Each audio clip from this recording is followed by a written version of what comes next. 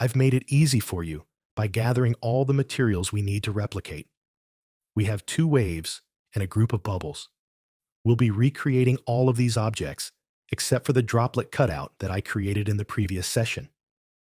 However, if you went the extra step and created your own droplet, I encourage you to use that one for this session. But first, let's take a moment to visualize what we're trying to achieve. Let's play the animation and have a look. We want to create a set of waves with bubbles moving upward inside an empty vessel. In this case, a droplet. This task is designed to give you a deeper understanding of the X, Y, and Z dimensions, with a special focus on the Z depth dimension. We'll be working a lot with layering, positioning elements in front of and behind each other to effectively fill up the vessel and create the illusion of depth. Let me show you what I mean. Behind the droplet cutout, there is a droplet cutout background, and behind that, we have the waves. If I delete this background, it becomes much easier to see how the animations work. Let's check it out. The waves are animated to move side to side, creating the illusion of flowing water. They also need to be larger than the vessel so that it always appears full. That's why we need to cover up the extra parts of the wave with the cutout background. All right, let me put the cutout background back, and let's start creating our own version.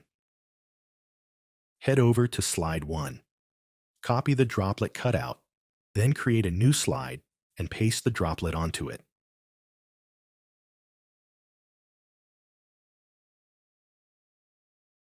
The next part seems quite easy, harmless even. But trust me, it's going to cause a huge headache in a later session. But ignore that for now. Head to the Insert tab and insert a rectangle that covers most of the screen. Next, select both the rectangle and the droplet cutout in the selection pane. Then go to Shape Format, find Merge Shapes, and select Subtract.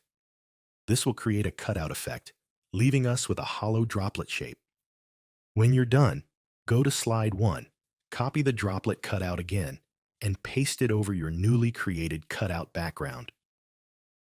Then, format the background to match the same color as the slide background and ensure that transparency is set to 0. Finally, don't forget to rename it in the selection pane to keep everything organized.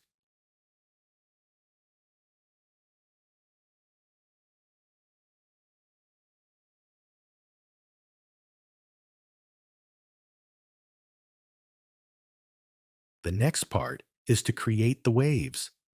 Head to the Insert tab, and this time, select Freeform, Scribble. This tool allows you to draw your very own objects. And trust me, it's harder than you think. Give it a try, and let's see how it turns out.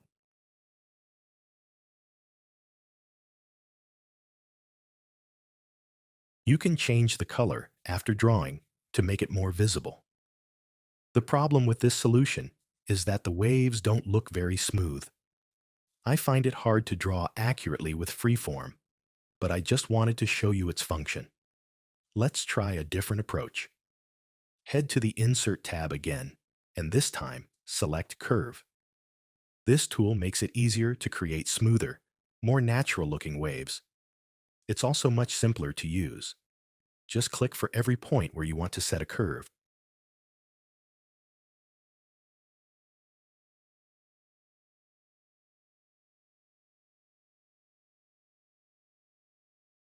Drag the new wave down a bit, and then change the color to a nice foamy blue to make it look more like real water.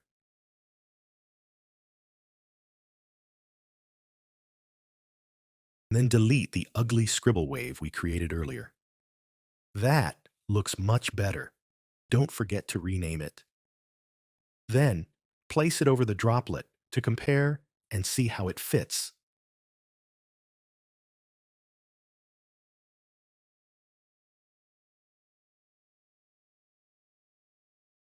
First wave done. Now, let's create another one, but this time, make it much bigger. This will be our primary water layer.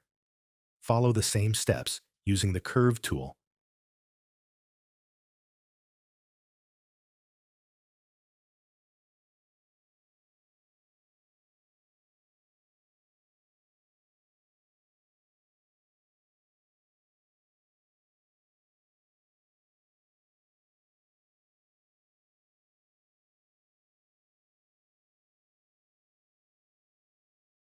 Once you've created the second wave, rename it, give it a nice blue color, and make sure its transparency is set to 0.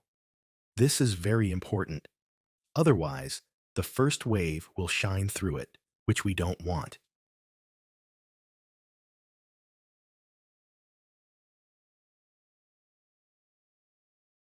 Oh, and I almost forgot. If you right-click on the wave and select Edit Points, you can go in and adjust the shape, just in case it's not exactly how you wanted it.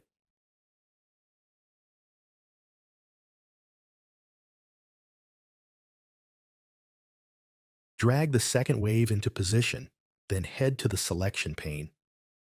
Adjust the layer order by moving the cutout and cutout background so that the waves are positioned correctly behind them.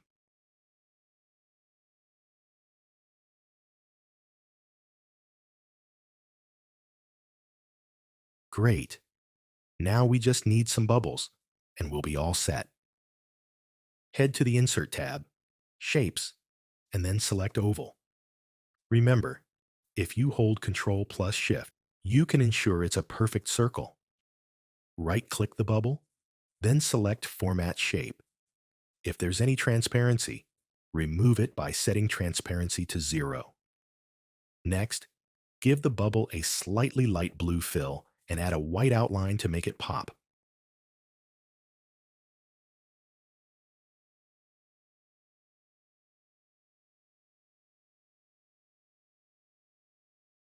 There we go. Now, all we need to do is create a few more bubbles and place them in different spots to add variety.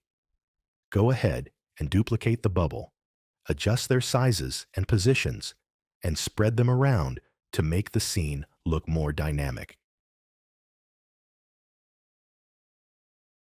When you're done, select all the bubbles, group them together, and rename the group in the Selection pane.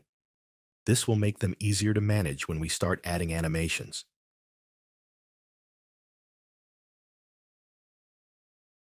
Once they're grouped together, you can easily change their color or outline all at once, making adjustments much quicker and more efficient. Now, drag the bubbles over to the droplet.